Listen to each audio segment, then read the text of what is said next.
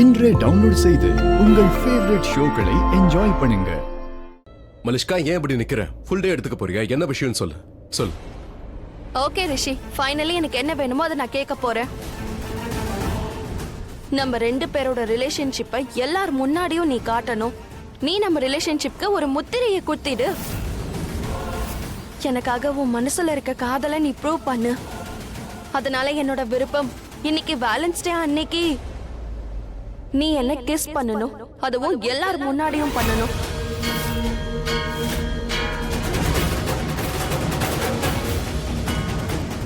kiss